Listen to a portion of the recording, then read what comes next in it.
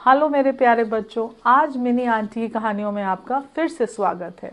और आज मैं आपको सुनाने जा रही हूँ होलिका और प्रहलाद की कहानी। जैसा कि आप सब जानते हैं अब होली का त्यौहार आ रहा है, तो आप सबको ये पता होना चाहिए कि होली का त्यौहार हम क्यों मनाते हैं। तो हजारों साल पुरानी बात है। एक था राजा हिरण्यकश्यप, जो कि बहुत ही दुष्ट दानव राजा था। वो लोगों पे बहुत अत्याचार करता था, लोगों को बहुत मारता था और सबसे क्या बोलता था कि मेरी पूजा किया करो, मैं भगवान हूँ।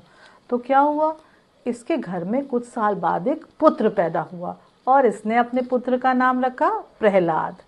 अब जब प्रहलाद धीरे धीरे बड़ा होने लगा तो इसने प्रहलाद को क्या समझाया कि तुम मेरी पूजा किया करो क्योंकि मैं भगवान हूँ। तो पर प्रहलाद ने क्या कहा, मैं तो विष्णु भगवान की पूजा करूँगा।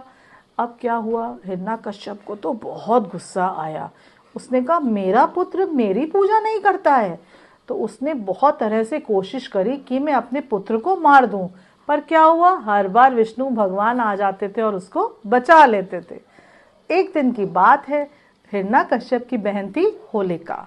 होलिका इनके घर आती है और अपने भाई से कहती है, भैया हिरण्यकश्यप, मैं आपकी कुछ मदद कर सकती हूँ, आप तो मुझे बहुत परेशान लग रहे हैं। तो हिरण्यकश्यप अपनी बहन से क्या बोलता है, हाँ बहन, मैं तो बहुत परेशान हूँ क्योंकि मेरा जो बेटा है प्रहलाद, वो तो मेरा कहना नहीं मानता और मेरी पूजा नहीं करता है। तो होलिका कहती है कि मैं आपकी कैसे मदद कर सकती हूँ। तो हिरण्यकश्यप को याद आता है कि उसकी बहन होलिका को ये वरदान मिला था कि उसको आग से कोई नुकसान नहीं हो सकता है, क्योंकि उसको एक जादुई ओढ़नी मिली थी जो कि अगर वो ओढ़ लेती थी तो उसको आग जो थी वो कोई नुकसान नहीं पहुंचा सकती थी। अब क्या होता है, अब ये सोचती है ठीक है मैं ऐसा करती हूँ, आग के ऊपर प्रहलाद को लेके बैठ जाती हूँ। अब वो दिन आता है, वो प्रहलाद को बुलाती है और अपनी गोदी में लेके ऐसे आग के ऊपर वो बैठ जाती है और अपनी ओढ़नी जो होती है वो अपने ऊपर ओढ़ लेती है। पर जब भगवान विष्णु देखते हैं तो उनको लगता है कि प्रहलाद की जान तो बहुत खतरे में है, अब मैं प्रहलाद को कैसे बचाऊं।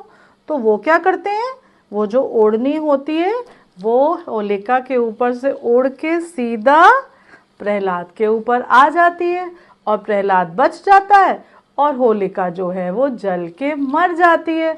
तो इसको हम बोलते हैं होलिका दहन। और होलिका दहन क्या हुआ, बुराई पर अच्छाई की विजय, क्योंकि बुराई जो थी वो खत्म हो गई, होलिका जो थी वो खत्म हो गई और अच्छा जो था वो प्रहलाद वो बच गया। तो अगले दिन क्या हुआ, सब ने बहुत खुशियां मनाई कि जो बुराई थी उसका अंत हो गया। इसीलिए हम लोग भी इसीलिए होली मनाते हैं कि होली का जो त्योहार है वो बुराई पे अच्छाई की विजय है। तो सब ने क्या किया, सब लोग रंगों से खेलने लगे। अगले दिन सब ने पूरे शहर में बहुत ही अच्छे से ये त्योहार मनाया गया और ये चीज़ हम लोग आज तक हजारों साल से मना रहे हैं। सभी बच्चे बहुत ही मज़े से एक दूसरे के ऊपर रंग लगाते हैं, गुलाल लगाते हैं। पर होली हम लोग बहुत तरीके से मनाते हैं, लेकिन हमको सभी बच्चों को और बड़ों को ये ध्यान रखना चाहिए कि होली के त्यौहार में हम बहुत ही अच्छे से लोगों के ऊपर रंग लगाएं। और हम क्या लगा सकते हैं, जैसे इत्र होता है, ठीक है, हम लोग जो है इत्र भी एक दूसरे के ऊपर लगा सकते हैं ऐसे ऐसे, जिससे बहुत ही अच्छी खुशबू आती है। फिर हम लोग क्या करते हैं, हम लोग फूलों से होली खेलते हैं, हम लोग एक दूसरे के ऊपर फूल डाल सकते हैं।